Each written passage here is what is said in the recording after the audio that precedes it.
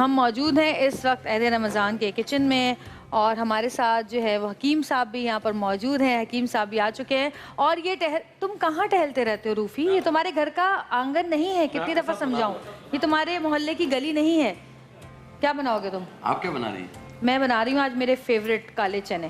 واہ واہ واہ واہ، زبردست. مجھے فیوریٹ کا نام کالے چنے ہے. اور مجھے بہت پسند ہے، اور آج میں نے ان سے کہا تھا کہ بھائی آج میں کالے چنے جو ہیں بناؤں گی یہاں پر، کیونکہ یہ میری بچپن سے ہی میری فیوریٹ ڈش ہے. مسالے کے جو ہوتے ہیں کچے مسالے جی کے. بالکل نہیں، کچے نہیں، پکے مسالے، کچے پکے مسالے کے جو آپ بھی بناتے ہیں. جی جی، کٹی مرچیں اس میں. جی جی بالکل بالکل. اور آج میں بنا رہی ہوں، اور یہ ہوتے ہیں بڑے مزیدار کھٹے جس میں ہم املی بھی ڈالتے ہیں. تو جی کالے چنے، اچھا سب لوگ مجھ سے کہتے ہیں کہ اگر میری ریسیپی ہوتی ہے تو میں یہ کچھ ریسیپیز میری ہوتی ہیں، کچھ ہمارے ساتھ جو ہمارے شیف ہیں کچھ ریسیپیز ان کی ہوتی ہیں. جو میری ریسیپیز ہوتی ہیں وہ میں آپ لوگوں کو بتا دیتی ہوں، لیکن میری بھی اگر ریسیپی ہو تو اس میں آپ کو بتانا بہت ضروری ہوتا ہے کہ ہم کیا کیا چیزیں کتنی کتنی ڈال رہے ہیں. تو جی کالے چنے ہیں، اس میں آدھا کلو ٹماٹر 6 عدد باریک کٹے ہوئے چھوٹے کٹے ہوئے، پیاز 2 عدد چھوٹے کٹے ہوئے، ہری مرچیں باریک کٹی ہوئی، ہرا دھنیا 1 سے 1.5 پیالی جتنا بھی وہ بھی باریک کٹا ہوا، آلو 3 عدد ابلے ہوئے، لہسن پیسٹ جتنا بھی آپ ڈالنا چاہیں، میں تو زیادہ ڈالتی ہوں 4 چائے کے چمچے، نمک حسب ذائقہ، تیل، نیمبو 2 عدد، چاٹ مسالہ، زیرہ، کٹی لال مرچ اور املی کا پانی.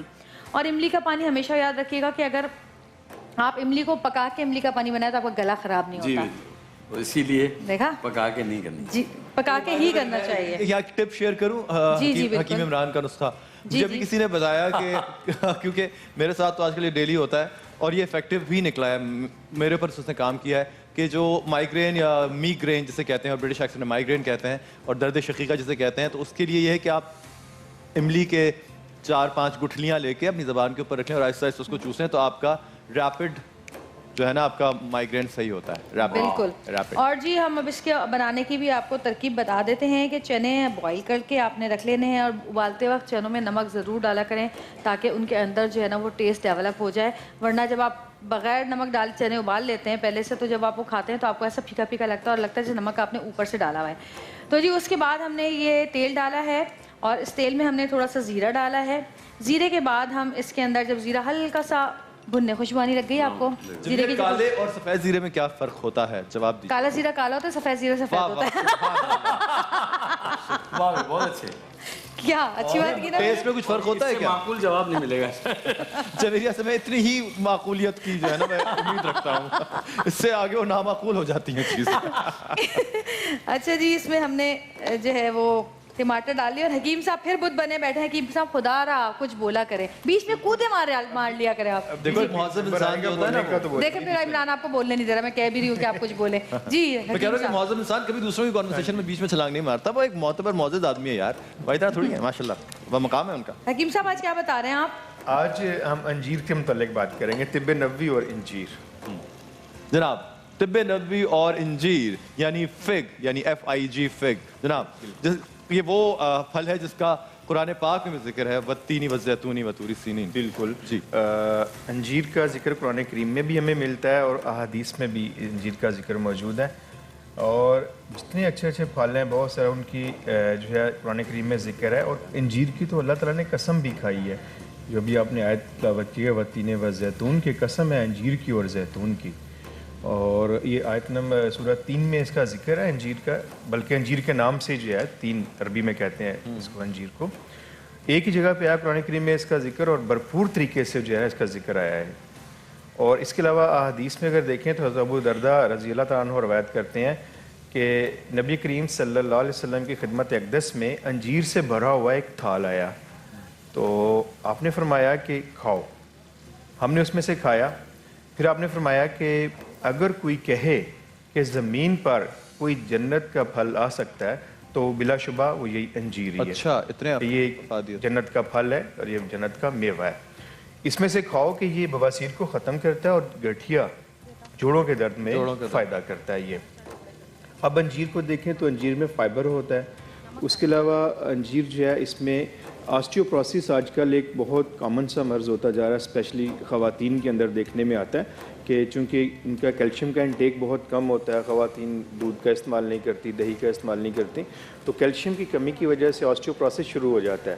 تو انجیر کے اندر کیلشیم اور اس کا آئرن کا اتنا بہترین کمبینیشن ہے کہ جن کو ऑस्टियोप्रोसिस की प्रॉब्लम है वो अगर अंजीर खाना शुरू कर दें तो उनको ऑस्टियोप्रोसिस जो है वो ठीक हो जाएगा। यानी हड्डियों का भुरभुरापन। अक्सर आप डॉक्टर्स के पास जाते हैं तो वो कहते हैं कि आपको ऑस्टियोप्रोसिस की प्रॉब्लम हो गई है और अब आपको सारी ज़िंदगी टेबलेट खानी, मेडिसिन लेनी, तो आप अंजीर को इस्तेमाल करें तो उससे ये होगा कि आपका ऑस्टियोप्रोसिस ख़त्म हो जाएगा। इसका खाने का बेहतरीन तरीका जो है वो ये है कि चूँकि अंजीर में पानी बहुत ज़्यादा मिकदार में होता है तो जब आप इसको ड्राई करते हैं तो पानी कम हो जाता है। उसके लिए ये कि आप इसको रात को पानी में भिगो दें, सुबह आप इससे वो दाने, इसकी मिकदार खुराक जो है वो 3 दाने से 5 दाने तक की होती है। आप सुबह निहार मुँह वो दाने निकाल के खा लें और इसको पानी जो है पी लिया करें। आप वैसे भी इसको खा सकते हैं कि दूध में शामिल करके आप अंजीर को खाएं तो और ज़्यादा बेहतर होता है, क्योंकि दूध से आपको प्रोटीन भी मिलती है, कैल्शियम भी मिलता है ज़रूरी क्रॉनिक तो ये कॉन्स्टिपेशन जो होती है, कॉन्स्टिपेशन, बिल्कुल कॉन्स्टिपेशन की तो एक लाजवाब दवा है अंजीर जो है। अंजीर के जो बीज आपने देखे होंगे वो छोटे छोटे से बीज जो नज़र आती है आपको, वो फ्लेशर का काम करते हैं, मतलब आपकी आंतों को बिल्कुल साफ कर दें, वॉश मैंने तो अपने घर में लगाई हुई है। और उसके अलावा एक और बहुत मर्ज, आज तो मुझे बोलने थोड़ी देंगे आज हकीम साहब। उसके अलावा मेरे पास भी बहुत सारी चीज़ें। उसके अलावा मैंने जो उबले हुए चने थे वो ज़ीरा डाल के तेल में उसमें उबले हुए चने डाले, उसके बाद उसमें पहले टमाटर डाले, टमाटर थोड़ा सा पकाए, फिर उसमें चने डाले, चने के बाद मैंने थोड़े से और टमाटर उसमें डाले, प्याज डाला, इमली का पानी डाला, चाट मसाला डाला, कुटी हुई लाल मिर्च डाली, पिसा हुआ लहसुन अदरक डाला। और अब जो है ये मैं राइट सॉल्ट इसमें इस्तेमाल कर रही हूँ। राइट सॉल्ट जो है वो हम सब के लिए बहुत ही फ़ायदेमंद है। राइट सॉल्ट जी, ये चने बहुत ज़्यादा हैं अंदर, आपने देखे नहीं हैं, चनों की मिकदार भी ज़्यादा है। तो जी राइट सॉल्ट जो है दुनिया के तमाम बड़े फूड जो जी प्रेशर हाई करा के छोड़ी जी मैं ज़रा इंडोर्समेंट कर दूं, दुनिया के तमाम बड़े इदारे हमेशा इसी बात पर जोर देते हैं कि हमारे खानों में सोडियम की मिकदार कम होनी चाहिए ताकि हमारा बीपी, हमारा वेट, हमारे कैल्शियम कंट्रोल में रहे। आम नमक 100% सोडियम होने की वजह से यही मसाइल पैदा करता है, लिहाजा अपनी ज़िंदगी में आम नमक की जगह राइट सॉल्ट इस्तेमाल करें जो कि वाहिद लो सोडियम सॉल्ट है। इससे हम अपने वज़न, ब्लड प्रेशर, कैल्शियम को कंट्रोल कर सकते हैं और हस्बे ज़ायका इसको इस्तेमाल कर सकते हैं। और ये इतना ज़्यादा महंगा भी नहीं है कि कहीं ख़वातीन परेशान हो जाती कि महंगा ना हो। बढ़ाओगी लेकिन इसका मतलब है कि ब्लड प्रेशर नहीं बढ़ेगा। नहीं बढ़ेगा, यही मैं आपको बता रही थी। राइट सॉल्ट का जी बिल्कुल। मिलना चाहिए। और इन काले चनों के अंदर जो है वो हाथ लग चुका है रूफी साहब का, मैं सिर्फ चीज़ें डाल रही हूँ, बाकी सब ये रूफी पका रहे हैं। जी बिल्कुल। और इसके साथ साथ हम आपको ये भी बताते चले कि आजकल चूँकि हम बहुत सारी अफ्तारी में ऐसी चीज़ें खाते हैं जो कि हमारे बर्तनों को बहुत ज़्यादा चिकना और गंदा और मैला कर देती हैं, तो मैं सारे मर्द हजरात से ये कहूँगी कि ख़वातीन पे ज़रा तरस खाइए। मैंने तो खाया भाई, अफ्तार में तो रोज़े में देखे अफ्तार बना रही होती है, मैंने तो खाया, आपने देखा होगा मुझे लेमन के कमर्शियल में। लेकिन आप अफ्तार के बाद तरस खाइए और अपनी घर की ख़वातीन का थोड़ा हाथ बटाइए और उनके जो बर्तन जो मैले पड़े हुए हैं उनको धोइए। और आपके लिए आसान बात, सबसे आसानी पैदा कर दी है लेमन मैक्स ने कि अगर आप लेमन मैक्स से बर्तन धोएंगे तो ना सिर्फ चिकनाई बल्कि खुरचन का भी मिनटों में सफाया करेगा, क्योंकि लेमन मैक्स में है एक नींबू की ताकत जो कि आपके बर्तनों को दे। हो चुके हैं लेकिन लेमन मैक्स बिल्कुल। और लेमन मैक्स का जो चुप हो जाओ, एंडोर्समेंट कर दो। अरे मुझे पैसे दिए उन्होंने, मेरे पास बहुत सारे कार्ड है, सब बोलने बहुत बोलना है अभी मुझे।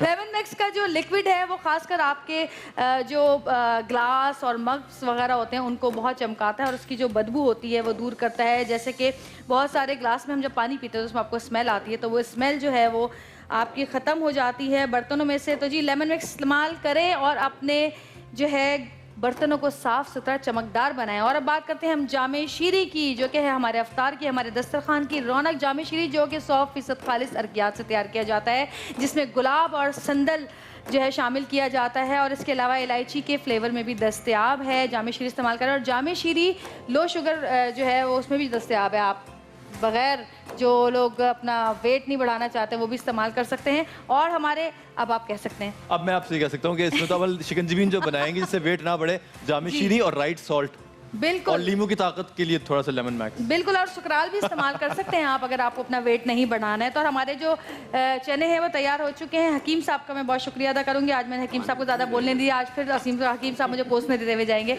थैंक यू सो मच हकीम साहब। एक छोटी सी ब्रेक लेंगे, ब्रेक से वापस आएंगे, हमारे साथ रहिएगा, देखते रहिएगा अहद रमज़ान।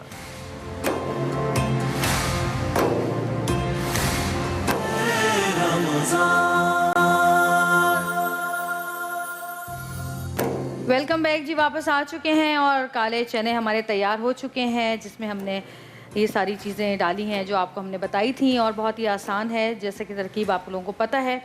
اور جاتے جاتے چونکہ میرے جانے کا ٹائم ہو گیا ہے، میں آپ لوگوں کو پھر بتاتی چلوں کہ وہ تمام لوگ جو کہ ڈائبٹک ہیں یا وہ لوگ جو کہ شوگر فری چیزیں کھانا زیادہ پسند کرتے ہیں اور ان کو مجبوراً پھیکی چائے، پھیکی کافی، پھیکی دہی، پھیکی پھینیاں کھانی پڑتی ہیں، وہ سکرال استعمال کریں. سکرال کا ایک ڈراپ جو ہے پوری 1 چمچے چینی کے برابر ہے اور 0 کیلوریز کے ساتھ ہے.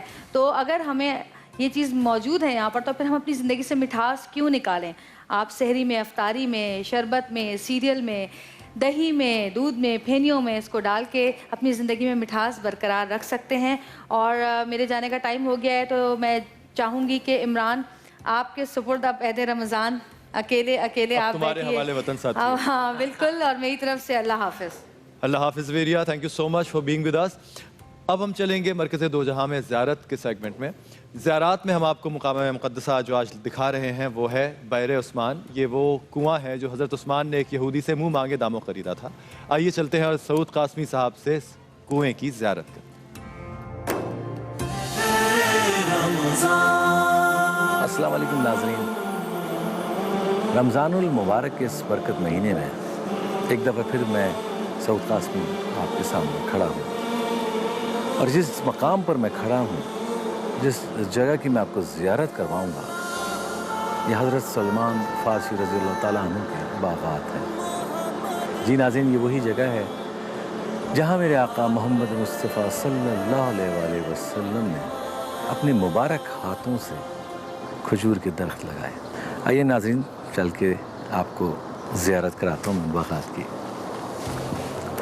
حضرت سلمان فارسی رضی اللہ تعالیٰ عنہ ایران کے شہر اصفہان کے ایک گاؤں روزبہ میں پیدا ہوئے. پہلے آپ رضی اللہ تعالیٰ عنہ نے عیسائیت اختیار کی اور حق کی تلاش جاری رکھی. ایک عیسائی راہب نے انہیں بتایا کہ ایک سچے نبی کی آمد قریب ہے جس کی پیشن گوئی پرانی مذہبی کتابوں میں موجود ہے. اس با علم راہب نے نبی کا حلیہ مبارک اور مدینہ شریف کے بارے میں بھی بتایا جو اس وقت یثرب کہلاتا تھا.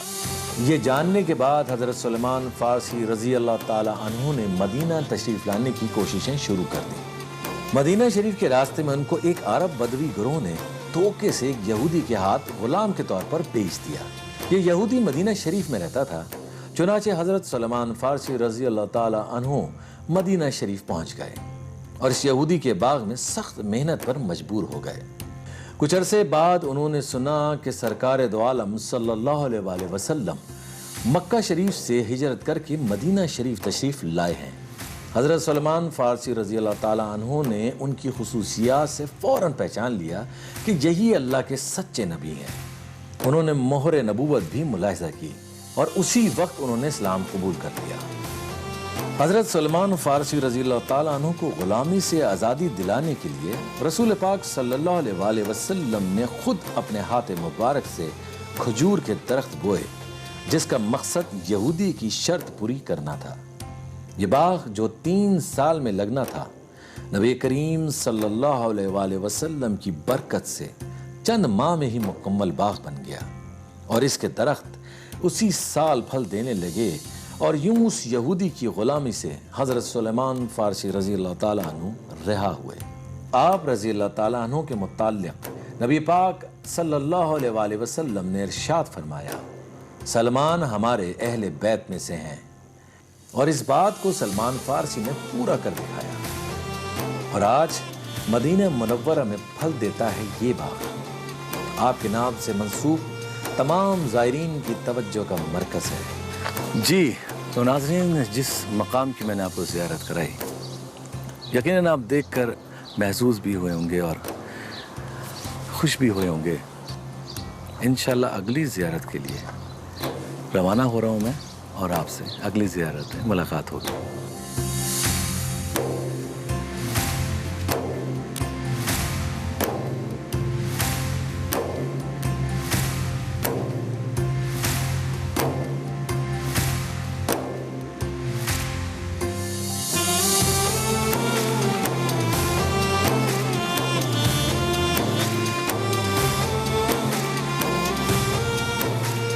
السلام علیکم ناظرین. جس طرح سے میں آپ کو پچھلی زیارتیں کروا رہا تھا اسی طرح سے میں ایک اور مقام پہ پہنچا ہوں. یہ بیر عثمان ہے، بیر ایمان ہے. بیر جس کے معنی کنویں کے ہیں. یہ اتنا مبارک کنواں ہے. اس کنویں کو یاد کرتے ہوئے میں تاریخ کے اوراق میں کھو جاتا ہوں اور میری نگاہیں عہد رسالت میں چلی جاتی ہیں. جب آقا کریم صلی اللہ علیہ وآلہ وسلم مدینہ تشریف لائے تو اہل مدینہ نے آپ صلی اللہ علیہ وآلہ وسلم کا شاندار استقبال کیا.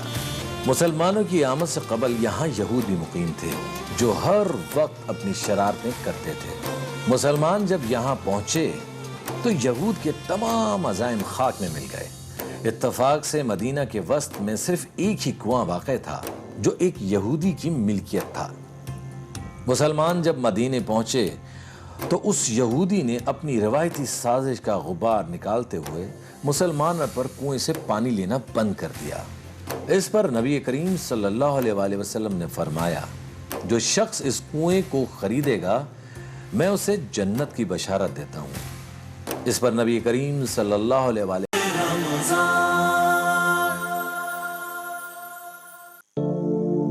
محمد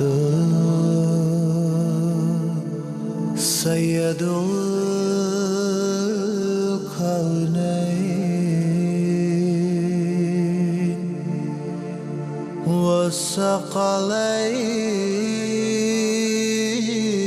والثقلین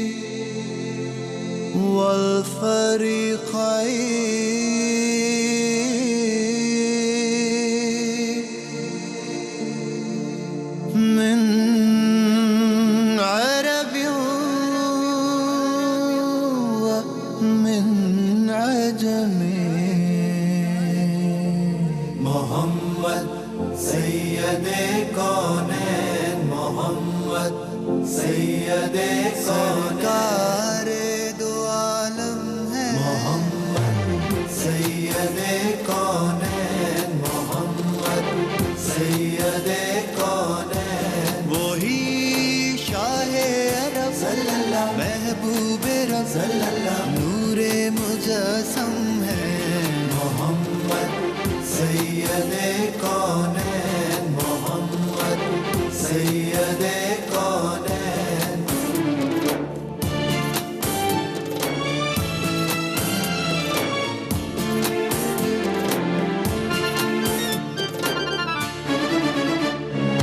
جاءت لدعوتي أشجار ساجدة تمشي إليه على ساق بلا قدم. چلے اشجار بھی سجدہ کنا ان کے اشارے پر خرا میں. بے قدم مدنہ سائق اعجاز پیغمبر. محمد سید کونین، محمد سید کونین. وَكُلُّهُمْ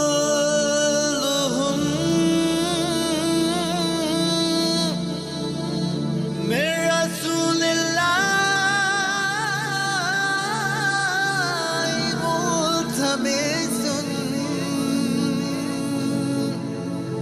غَرَفًا مِنَ الْبَحْرِ أَوْ رَشْفًا مِنَ الدِّيَمِ. شرف کی بھیک مانگے انبیاء، کچھ یوں پیمبر سے کہ مانگے ابر سے ایک گھونٹ، ایک چلو سمندر سے. محمد سید کونین، محمد سید کونین.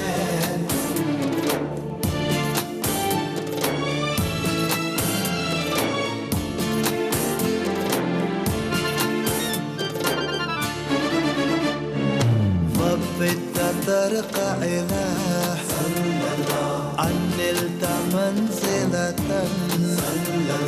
من قاب قوسين لم تدرك ولم ترمي. बशर की रिफ़अतों का क़ाब क़ौसैन आखिरी नुक़ता जहाँ महबूब खालिक के सिवा पहुँचा नहीं कोई मोहम्मद सैयदे कौनैन मोहम्मद सैयदे कौनैन वग़्फ़िर लिनाशिदीहा वग़्फ़िर लिक़ारिहा साअतुकल खैर या ज़ल जूदी वल करमी इलाही जो पढ़े और जो सुने इस कसीदे को तेरे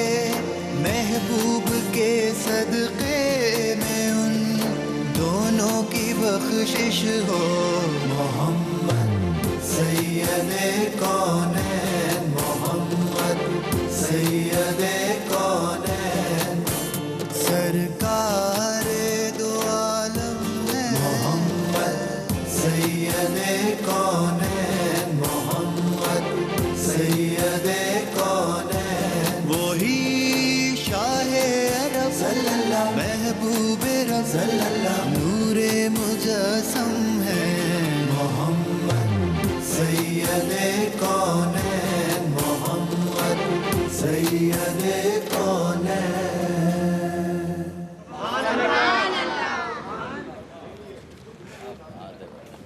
बहुत शुक्रिया, थैंक यू। नहीं भाई, अगर आपने अगर देखिए यार, बात ये है कि क्योंकि हमारा तो काम है, हम काम भी करते हैं, लेकिन आपका कुछ और महकमा है और उसमें अगर आप इतना कुछ कर रहे हैं तो ये बड़ी बात है, अल्लाह की खास रहमत है। हमारी कोशिश इसमें यही थी, मेरी जवेरिया की, हमारी टीम की, कि हम वो वाली नातों को रिवाइव करें जो कभी हमारे कानों में बहुत ज़्यादा सुनने को मिलती थी।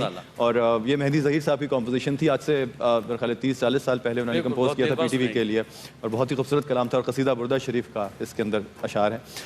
जनाब, मरकज़ दो जहां में इस वक्त हमारे साथ हमारे उलमा इकराम यहाँ तशरीफ़ ला चुके हैं। अल्लामा अरशद हसन साकिब साहब हैं जो कि सरपरस्त आला ममता फाउंडेशन है। अल्लामा सैयद शहनशाह हुसैन नकवी साहब यहाँ तशरीफ़ फरमा हैं जो कि ख़तीब मस्जिद व इमाम बारगाह बाबुल इल्म हैं, और प्रोफेसर मुफ्ती इमरान खान साहब हैं जो कि डायरेक्टर सीरत रिसर्च सेंटर हैं। हमारे साथ एक लाइव कॉलर हैं जो कि कुछ सवाल पूछना चाहते हैं। हेलो, अस्सलाम वालेकुम। वालेकुम अस्सलाम। जी, मैं मोहम्मद फैज़ान बात कर रहा हूँ सरगोदा से। जी सरगोदा से बात कर रहे हैं। उलमाए कराम से ये सवाल है कि रमज़ान के माह मुबारक के आगाज़ से अशिया की कीमतें आसमान से बातें करने लगती हैं और दुकानदार इस माह मुबारक में ज़ख़ीरा अंदोज़ी करके बेतहाशा कमाई करते हैं। इस बारे में उलमाए कराम से ये सवाल है कि ज़ख़ीरा अंदोज़ी के मुनाफ़े के बारे में शरई अहकाम क्या हैं और ज़ख़ीरा अंदोज़ी की इस्लाम में क्या सज़ा है।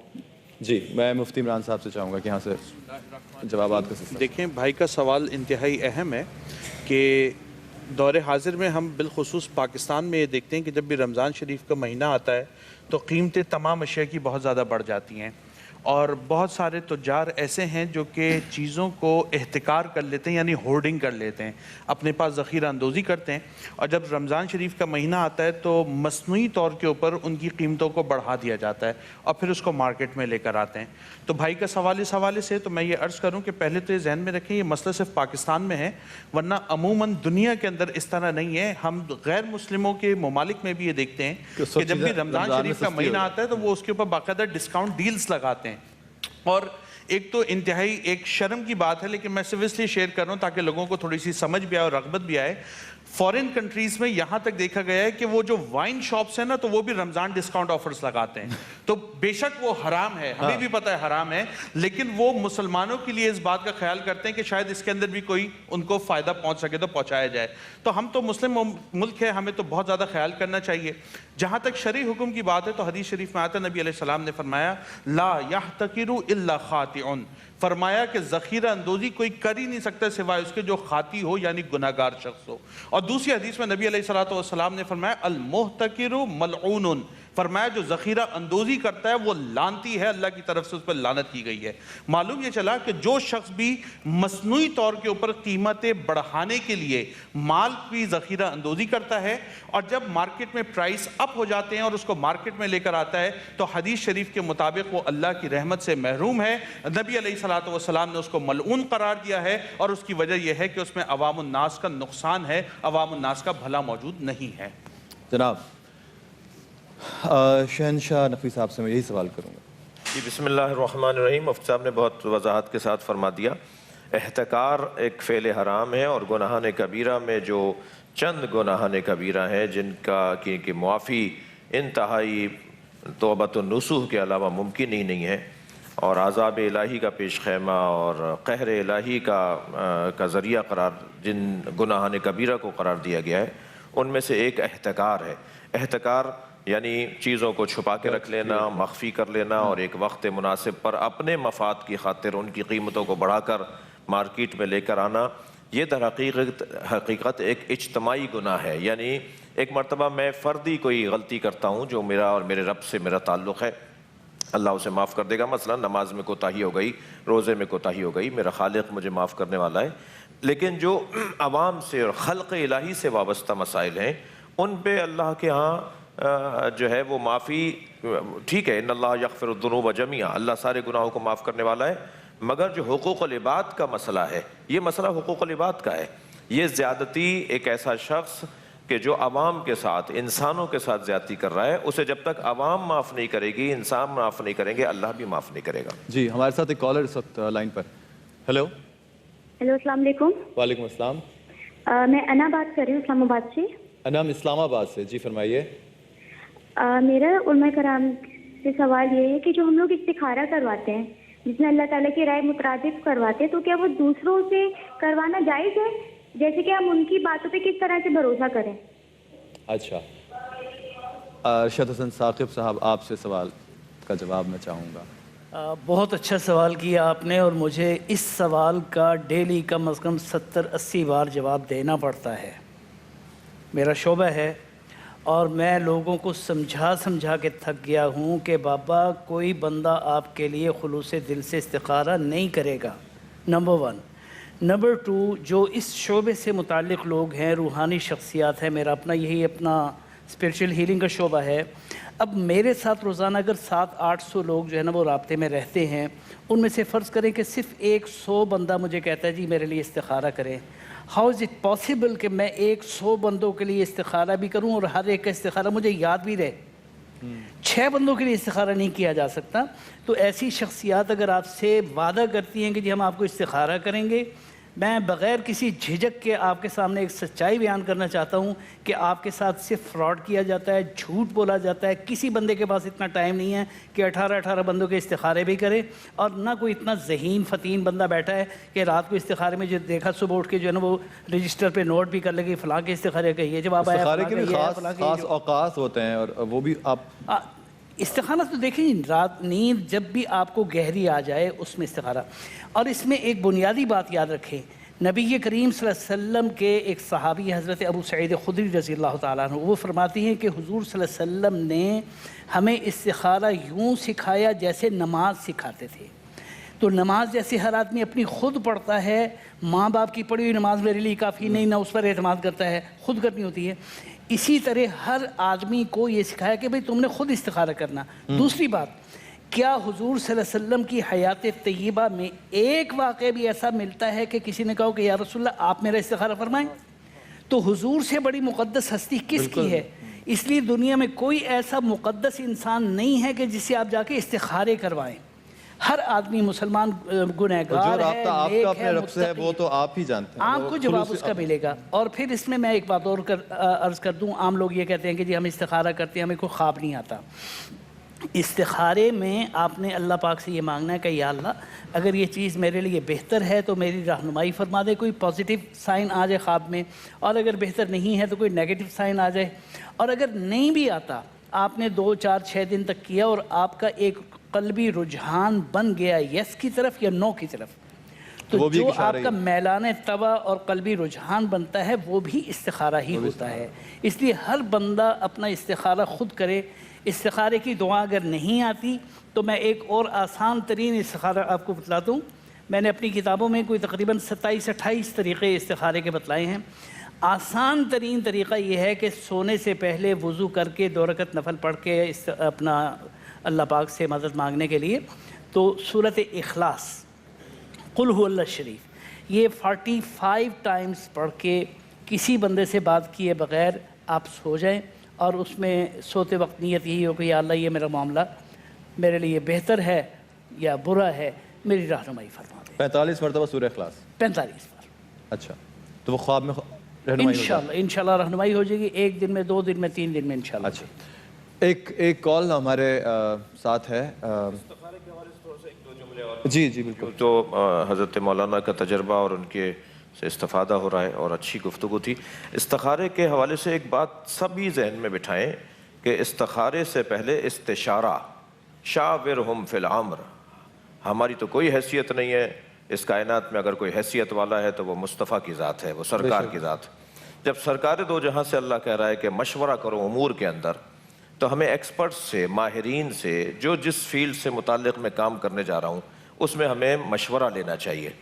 اور مشورہ عقل کام نہیں کر رہی, دماغ کام نہیں کر رہا, 2 راہوں پہ آ کے کھڑے ہو گئے ہیں, تب وہ استخارے کی نوبت آئے گی. اور جیسا کہ کچھ اوراد و اذکار ہیں, کچھ وظائف ہیں, کچھ دعائیں ہیں, کچھ طریقے ہیں. قرآن کا استخارہ علیحدہ ہے, تسبیح کا استخارہ علیحدہ ہے, ذات القرآن کا استخارہ علیحدہ ہے, یہ خواب والا استخارہ علیحدہ ہے. تو ہر ایک کے لیے دعائیں آئی ہیں, طریقے بتائے گئے ہیں اولیاء الہی کی طرف سے. خاص طور پر جو اصحاب پیغمبر اور ائمہ اہل بیت کی طرف سے جو روایات سے ہمیں استفادہ ہو رہا ہے, تو ہمیں ترجیح دینی چاہیے. مجھے لگتا ہے کہ ایسا ہی ہے سب دوستوں کے نزدیک بھی, کہ پہلے صاحبان رائے سے رائے لینی چاہیے. اگر ہم نے ہر کام کا پانی پئیں تو استخارہ, سفر کریں تو استخارہ, شادی کریں تو استخارہ, فلاں کام کریں تو استخارہ, اس طرح جو اللہ نے ہمیں عقل کی صلاحیت دی ہے وہ دبتی چلی جائے گی اور ہم اللہ کی اس نعمت سے محروم ہوتے چلے جائیں گے. جی جناب, ہم چلتے ہیں ایک چھوٹی سی بریک کی طرف, واپس آتے ہیں. آپ دیکھتے رہیے عہد رمضان.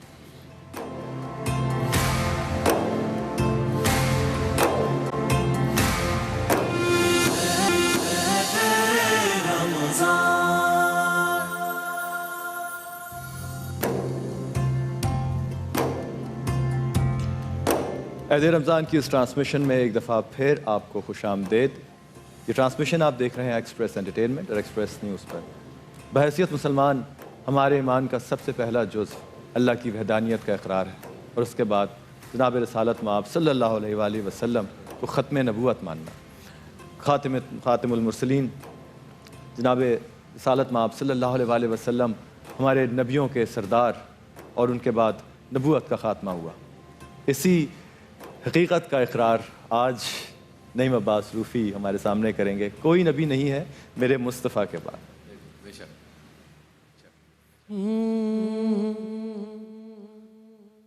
کوئی نبی نہیں,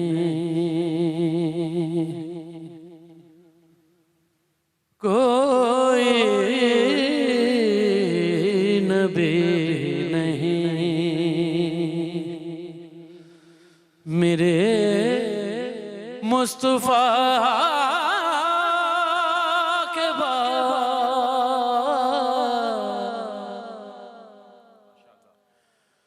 کوئی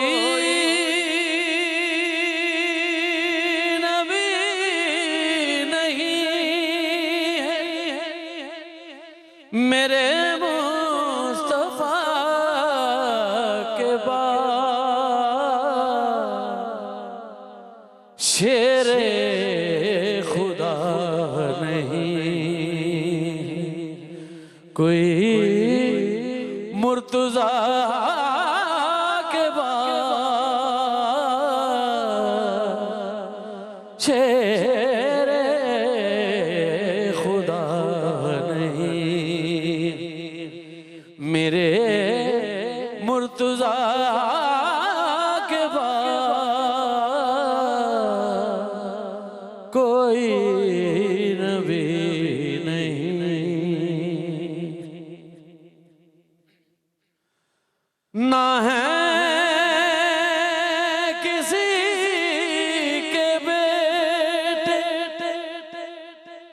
حسن و حسین سے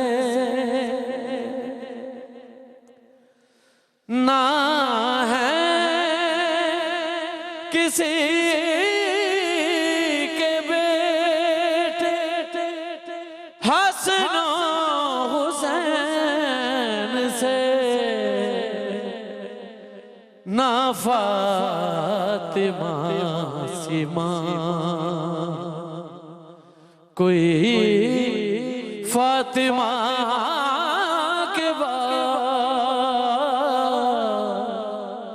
نہ فاطمہ سما کوئی فاطمہ کے بعد کوئی نبی نہیں ہے دربار شام میں کہا زینب نے سن یزید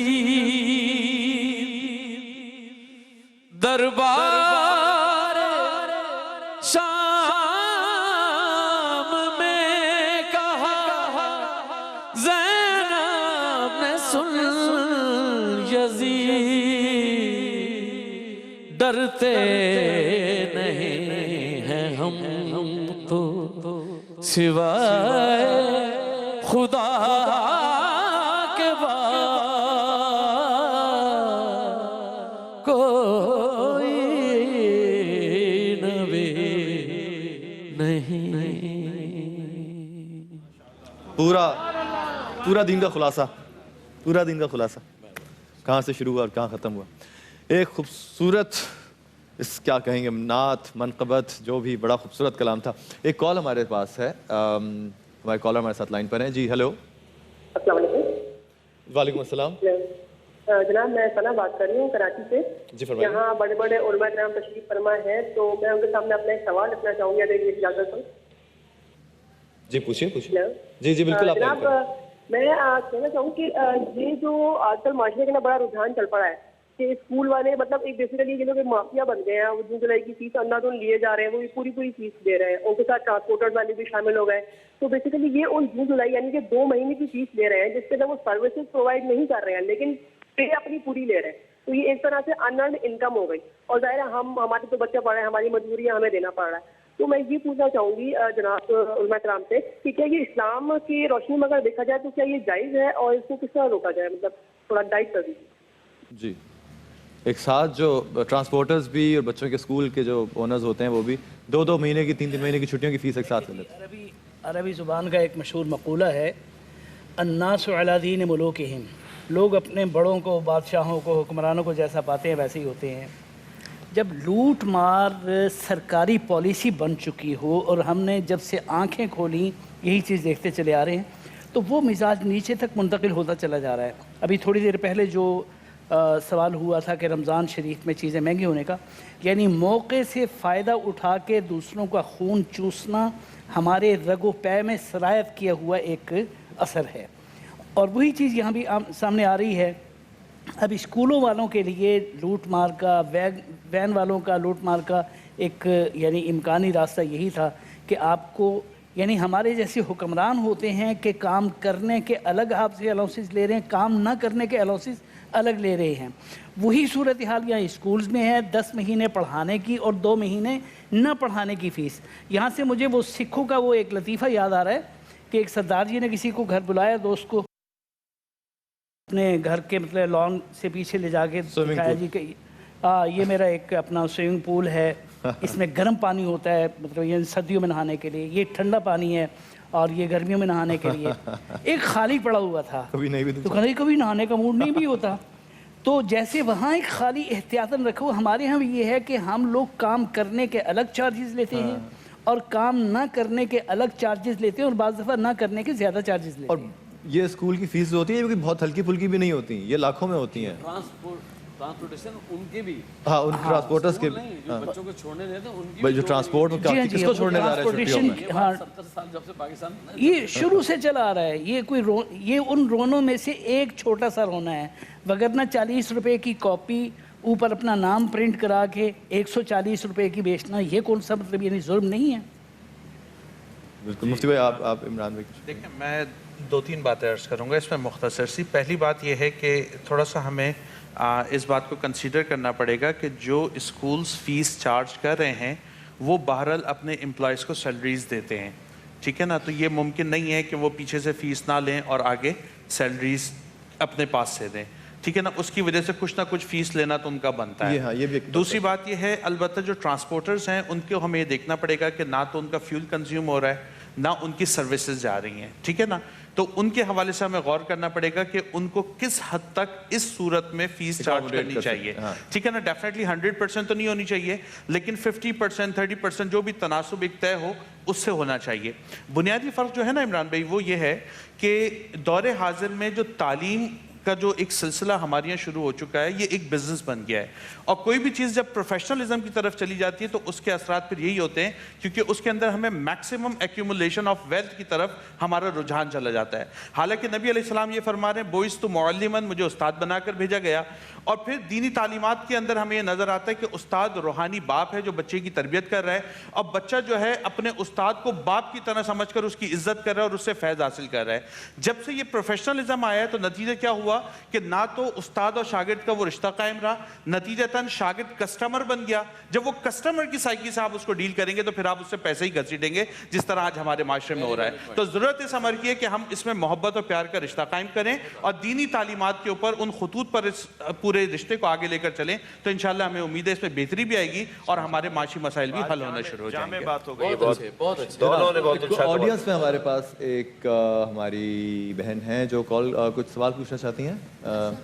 आप जी, मेरा सवाल ये है कि मेरे पास ना 7 तोले से कम है गोल्ड। जी सॉरी, 7 तोले से कम सोना गोल्ड है मेरे पास, बट 7 तोले से कम 7 तोले से कम है और 50,000 रुपए नकद हैं।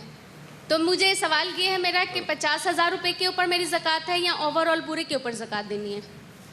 जी, इसके अंदर बड़ा सिंपल सा बहन मसला जहन में रखें कि अगर किसी के पास सिर्फ गोल्ड हो उस सूरत में तो 7.5 तोले से कम के ऊपर नहीं है। लेकिन अगर आपके पास गोल्ड भी मौजूद है, करेंसी नोट्स भी मौजूद हैं, चांदी भी मौजूद है और चीज़ें भी हैं, तो इन तमाम को मिला लिया जाएगा और इनकी जो टोटल अमाउंट बनेगी उस पर लाख रुपए के ऊपर 2,500 के हिसाब से आपको ज़कात देनी होगी। इस तरीके से आप अपनी ज़कात को अदा करेंगी, यानी 7 तोले गोल्ड पर भी करेंगी और 50,000 रुपए पर भी करेंगी। जी हाँ, थोड़ा सा मैं अर्ज़ करूँगा कि गोल्ड की तो इनका निसाब पूरा नहीं है, गोल्ड पे तो इनकी ज़कात नहीं बनती। और जहाँ तक करेंसी है, नोट हैं, तो फ़िक़्ह जाफ़रिया में नोट पे ज़कात नहीं है और नोट पे या हर वो चीज़ जो बचत का हिस्सा शुमार हो, चाहे वो जिन्स की सूरत में हो, उस पर खुम्स बनेगा। हमारे यहाँ ज़कात 10 मखसूस चीज़ों के ऊपर है, जिसमें 4 गल्ले हैं, 4 जानवर हैं और सोना और चांदी है। तो सोने का इन्होंने जिक्र किया तो वो निसाब में पूरा नहीं उतर रहा, इसलिए इनके सवाल में सोने पे इन पे ज़कात नहीं बनती। बाकी जो नोट है इनके पास, करेंसी है, यानी 50,000 रुपये की रकम बोल रही हैं, तो उस पर 5वां हिस्सा यानी 10,000 रुपये इनका खुम्स बनेगा। जी, एक और लेकिन आपने बता तो दिया टीवी चैनल पे, लेकिन अपने घर में ख्याल रखना है, इधर उधर टीवी चैनल इतना खुल के बोल रही। हाँ, कराची जैसे शहर में जो है ना, आप अपनी एसेट्स जो डिक्लेयर ना करें तो बेहतर है। जी जी बहन, अस्सलाम वालेकुम। वालेकुम अस्सलाम। मेरा आपसे ये क्वेश्चन है कि इत्तिकाफ में बैठकर एग्जाम्स की तैयारी हो सकती है? एग्जाम्स की तैयारी? जी, ईद उल फितर के बाद एग्जाम्स है मेरे। अच्छा, इत्तिकाफ में बैठ के एग्जाम्स की तैयारी कर सकती हैं? एग्जाम, इम्तहानात की तैयारी। अच्छा, इत्तिकाफ के दौरान कोई हर्ज नहीं है जी, शायद ज़्यादा सवाब हो। घंटा 2 घंटे उसमें कोई मसला नहीं है इंशाअल्लाह अज़ीज़। इबादत अपनी जगह करें, जैसे दूसरे मतलब इन्हीं कामों के लिए अपना थोड़ी देर के लिए वक्त निकालना चाहें एग्जाम के लिए, तो कोई हर्ज नहीं है। ज़्यादा कंसंट्रेशन से मेरा ख्याल है तैयारी हो, ज़्यादा कंसंट्रेशन से तैयारी हो। 2 घंटे निकाल, लेकिन इस्लाह नियत रखें, एतकाफ में इस नियत से ना बैठें कि मैं कंसंट्रेट करके स्टडी करूंगी, अदरवाइज आपका सवाब उसमें ज़ाया हो जाएगा। फोकस आपने एतकाफ को करना है, जो फारिग टाइम है इबादत से हटकर उसमें आप बिल्कुल तैयारी कर सकती हैं। अच्छा, इस वक्त हमारे साथ जाहिद हुसैन शीपा साहब भी मौजूद हैं, काफ़ी देर से खामोश बैठे हैं। उलमा किराम से मैं आपका तारुफ करा दूं کہ زاہد صاحب نے ایک ایسی ایپ بنائی ہے. ان کے تعارف کی ضرورت ہے. اچھا ماشاءاللہ دیکھیے جی. اور میں ان کی شان میں صرف ایک جملہ کہوں گا کہ امت مسلمہ کے اوپر دور حاضر میں ان کا بہت بڑا احسان ہے کہ انہوں نے یہ ایپ بنایا ہے, اور الحمدللہ مجھ فقیر جیسے بے شمار علماء کرام اور عوام الناس ان کے ایپ سے استفادہ کرتے ہیں. یہی آپ کو اندازہ ہو گیا ہوگا کہ آپ کتنے متعارف ہیں سب سے, کہ آپ کو تعارف کی ضرورت نہیں ہے ہمارے علماء کی. سب سے پہلی بار جب ان کا ایک انٹرویو دیکھا اور ان کی ایپ دیکھی, آپ یقین میں نے 1 سیکنڈ کی تاخیر نہیں کی اور ان کی ایپ جو ہے نا وہ ڈاؤن لوڈ کی, اور الحمدللہ اس سے پورا میں فائدہ اٹھاتا ہوں. ابھی کچھ 1-2 شعبہ جات کے حوالے سے میں ان کی خدمت میں گزارش کروں گا مزید اضافہ کریں, لیکن جو کام کیا ہے کوئی شک نہیں کہ بہت اعلیٰ کیا ہے, اور اردو زبان بولنے پڑھنے والے مسلمانوں کے لیے ایک بہت بڑا انہوں نے علمی ذخیرہ جمع کر دیا ہے. میں بھی ایک جملہ کہوں گا. جی پلیز. ہم ایران اور عراق اور سعودی عرب کی طرف دیکھتے تھے, وہاں یہ کام کیونکہ وہاں بڑی بڑی یونیورسٹیز ہیں, دینی حوالے سے قرآن اور حدیث کی خدمات وہاں زیادہ ہو رہی ہیں, تو ہم وہاں سے چیزیں منگاتے تھے کہ وہ لوگ کیا کر رہے ہیں, وہ کیسے سافٹ ویئرس بنا رہے ہیں, وہ کیسے CDs بنا رہے ہیں, وہ کیا کر رہے ہیں, اور ہم باہر سے ان چیزوں کو منگا کر استفادہ کرتے تھے. فخر کی بات ہے, اعزاز کی بات ہے کہ پاکستان کا ایک فرزند, ایک اردو بولنے والا, ایک پاکستانی شہری جس نے قرآن و حدیث کی خدمت کی ہے, اور یہ بھی آپ کو جان کے خوشی ہوگی کہ انہوں نے تمام مسالک اور مکاتب فکر کا اس بات میں اس اپنے سسٹم میں خیال رکھا ہے, اور اسلامی تعلیمات کو مد نظر رکھتے ہوئے اس کی ترویج و تبلیغ کا ہے. آپ کیا سمجھتے ہیں عمران بھائی کہ سرکاری سطح پہ اکنالجمنٹ کیسے ہونی چاہیے ایسے لوگوں کی؟ ڈیفینیٹلی جی, ایسے لوگوں کو تو پروموٹ کرنا چاہیے, یہ ہماری قوم کا اثاثہ ہیں. ہم پوری دنیا میں ان کو پریزنٹ کر سکتے ہیں, اور پورے دنیا کے جو 51 یا 52 اسلامی ممالک ہیں ان تمام کے اندر اگر ہم ایسے شخص کو پیش کریں کہ اس نے دین کی اتنی بڑی خدمت کی ہے, تو یہ بالکل کسی صورت میں بھی کوئی ایکسٹرا کام نہیں ہوگا. ہی ڈیزروز آل دس. تو میرا خیال ہے کہ ان کی پذیرائی سرکاری سطح پر بھی ہونی چاہیے, عالمی سطح پر بھی ہونی چاہیے, اور تمام اسلامی ممالک میں ایسی شخصیات کو پروموٹ کرنا چاہیے تاکہ دین کی خدمت اسی انداز میں ہمارے نوجوان کرتے رہیں. نہیں بھائی, آپ کے لیے کیونکہ انہوں نے کئی دوسرے ممالک کی جو آفرز آئی تھیں وہ انہوں نے چھوڑ دی ہیں کہ میں اپنے پاکستان میں رہ کے سب کچھ کروں گا. یہ بھی ایک بڑی بات ہے آپ کے لیے, اور انشاءاللہ اپنے ملک میں رہ کے آپ بے فکر ہو جائیں. ہمارے سیاستدان ماشاءاللہ آپ کے لیے یہ ریجنٹ پلازا کی طرف سے ایک عدد گفٹ واؤچر ہے, پلیز آپ جائیے گا اور افطار کیجیے گا روزہ رکھنے کے بعد انشاءاللہ.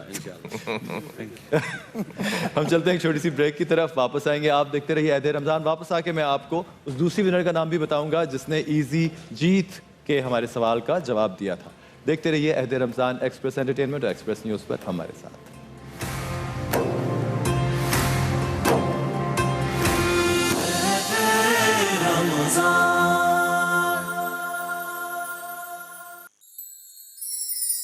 پاکستان کے مختلف شہروں میں آج افطار کے اوقات.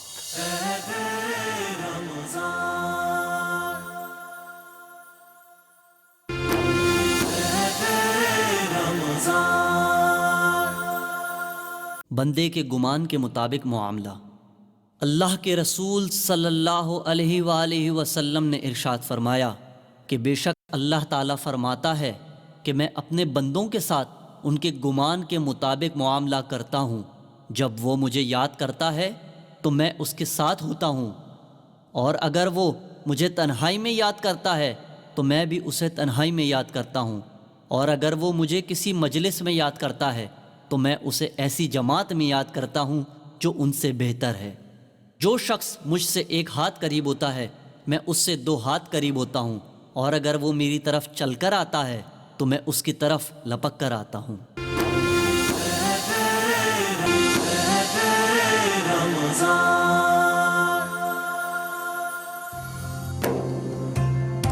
جی جناب, عہد رمضان میں ایک دفعہ پھر آپ کو خوش آمدید. اور جیسا کہ آپ جانتے ہیں کہ افطار کا وقت قریب سے قریب تر آتا جا رہا ہے. آج رمضان مبارک کا 14واں روزہ آپ کو بہت بہت مبارک ہو. پاکستان کے بہت سارے شہروں میں اس وقت افطار کا وقت ہوا چاہتا ہے, ہو گیا ہوگا, ہونے والا ہوگا.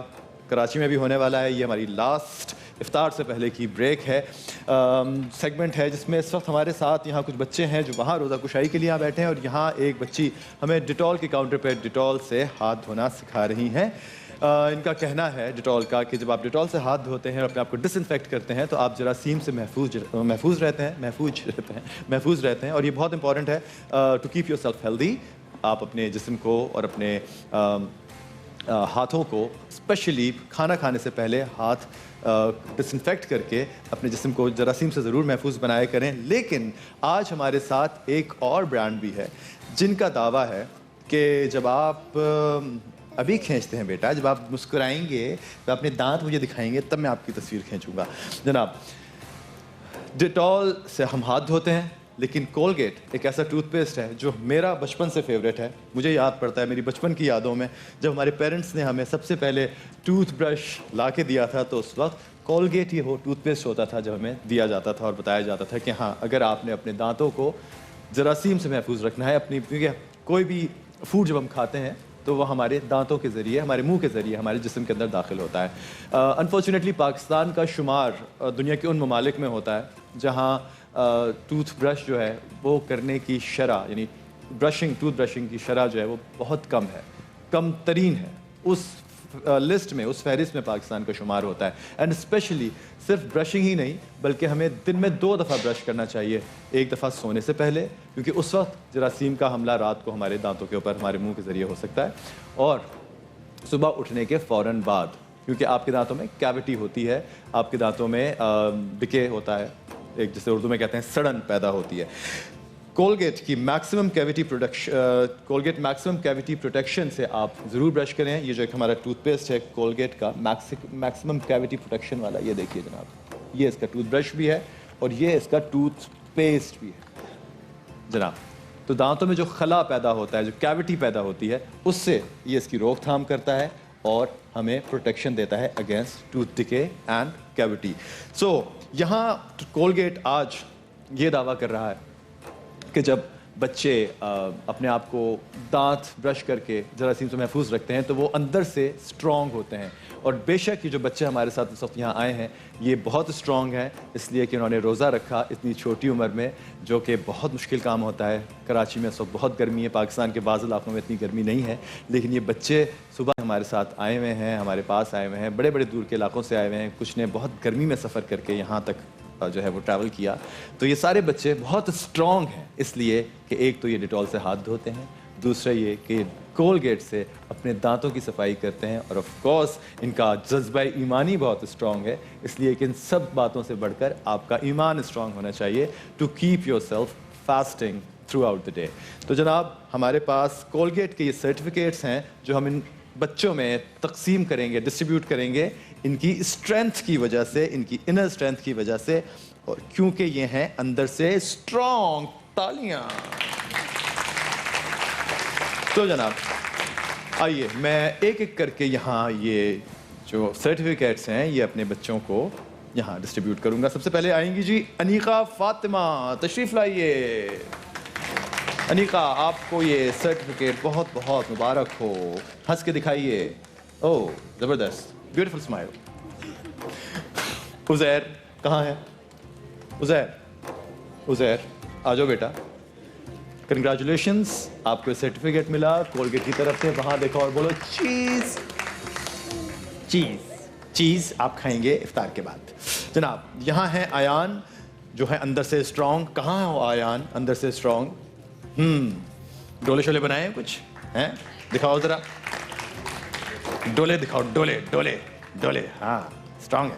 جناب آپ کو بہت بہت مبارک ہو, certificate of appreciation from Colgate Palmolive, from the Colgate manufacturers. اچھا جی یہ آیا ہے وریشا کا سرٹیفکیٹ میرے پاس. وریشا بہت بہت مبارک ہو آپ کو, آپ کی اسمائل بہت خوبصورت ہے, ہالی ووڈ اسمائل.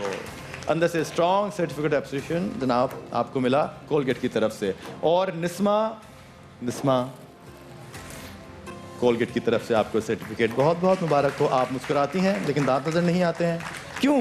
نا نا نا نا نا نا نا, ہنس کے دکھاؤ, ہنس کے دکھاؤ, میں تمہیں نہیں جانے دوں گا.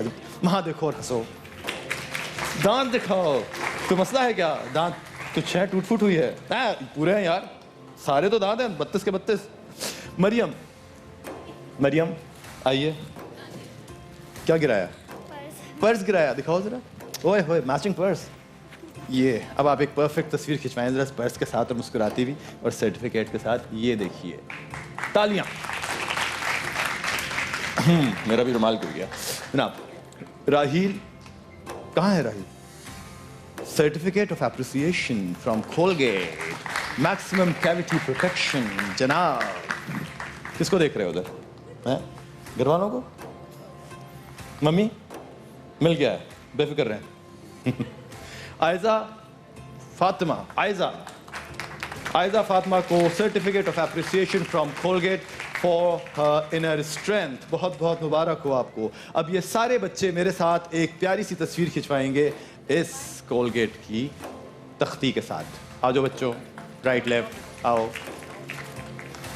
और यहाँ जब तस्वीर खींचेगी तो देखते हैं कि सबसे ब्राइट स्माइल किसकी है। इसमें मैं भी शामिल हूँ क्योंकि मैं भी कोलगेट करता हूँ। स्माइल, चीज, हंसो हंसो हंसो, ये बच्ची हंसी। जनाब, आप सबको आपका पहला रोज़ा बहुत बहुत मुबारक हो। आपके लिए कोलगेट पामोलिव की तरफ से यहाँ गिफ्ट हैम्पर्स हैं। आपके लिए यहाँ पिकासो की तरफ से कुछ पेंसिल्स और कुछ स्टेशनरीज़ हैं जो कि बड़ी इंपॉर्टेंट होती हैं बच्चों की पढ़ाई लिखाई में। ये पढ़ने लिखने के दिन हैं और स्टेशनरी उसमें एक बहुत इंपॉर्टेंट रोल प्ले करती है। जनाब, आपका बहुत बहुत शुक्रिया कि आप देख रहे हैं अहद रमज़ान। अहद रमज़ान की ट्रांसमिशन आप एक्सप्रेस एंटरटेनमेंट और एक्सप्रेस न्यूज़ पे देखते हैं। जाने से पहले मैं आपको उन विनर का नाम बताता चलूं जिन्होंने, ओह बेटा मैं आपका फ़ोन साथ ले आया, शायद पकड़ लो जल्दी से आ जाओ। जनाब, पहला सवाल जो था वो तो आपने जवाब दिया था हलीमा अरशद फ्रॉम रावलपिंडी। आपके फ़ोन के लास्ट डिजिट से 6590 आपको एक्सप्रेस की तरफ से जूसर ब्लेंडर मिला था। और हमारे दूसरे सवाल का जवाब दिया था तैयब अली ने फ्रॉम मुल्तान। तालियां आपके सवाल के टोटल जवाब हमारे पास जो उस वक्त तक मौसूल हुए थे जब तक आपका जवाब नहीं आया था 29,662 जवाब मौसूल हुए थे। जनाब, इस सवाल के आपका last digits of your phone are 9996 999 आपका ताल्लुक मुल्तान से है। तैयब अली साहब, आपको वीकोटेल की तरफ से मोबाइल बहुत बहुत मुबारक हो। जनाब, हम चलते हैं एक छोटी सी ब्रेक की तरफ, लेकिन अहद रमज़ान अभी जारी है। आप देखते रहिए अहद रमज़ान एक्सप्रेस एंटरटेनमेंट और एक्सप्रेस न्यूज़ पर। मेरे साथ मैं ब्रश करने जा रहा हूँ कोलगेट से।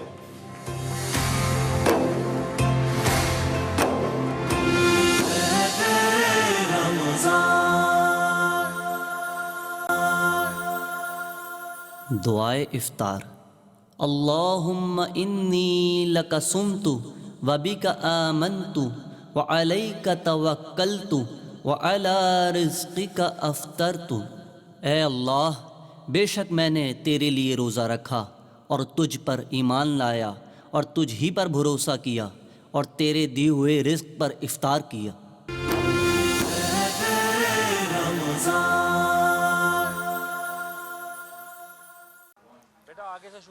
अल्लाहु अकबर अल्लाहु अकबर अल्लाहु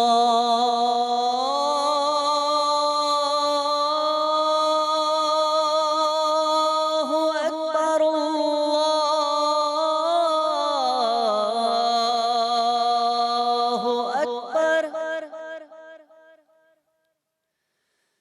अशहदु अल्ला इलाहा इल्लल्लाह।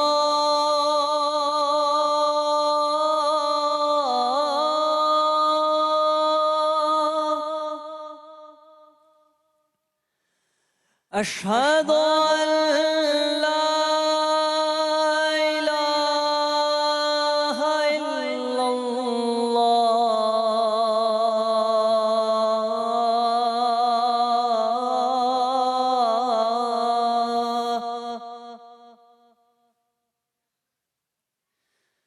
अशहदु अन्ना मुहम्मदर रसूलुल्लाह।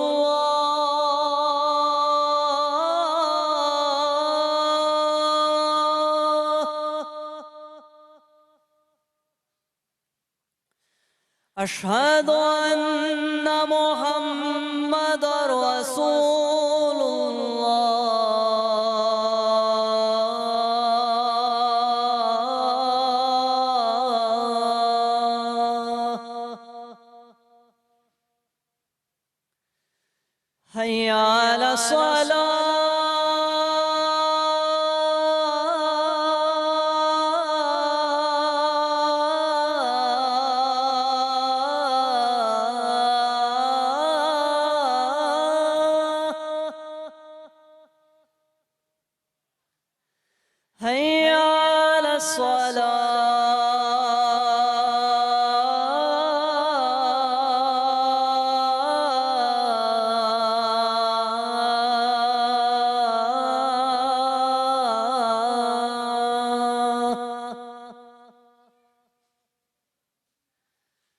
حي على الفلاح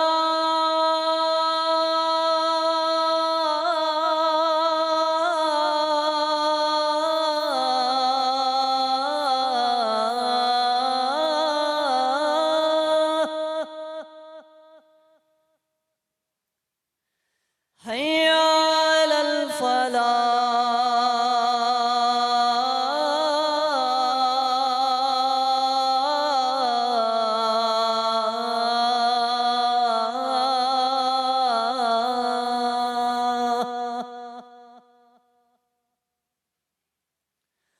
الله أكبر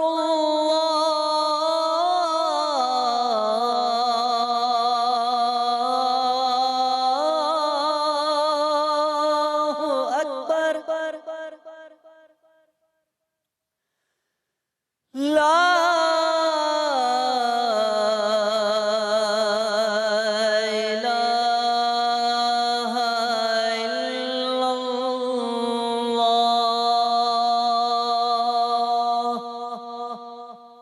بسم الله الرحمن الرحيم. اللهم رب هذه الدعوة التامة والصلاة القائمة آت سيدنا محمدا الوسيلة والفضيلة والدرجة الرفيعة وابعثه مقاما محمودا الذي وعدته وارزقنا شفاعته يوم القيامة إنك لا تخلف الميعاد.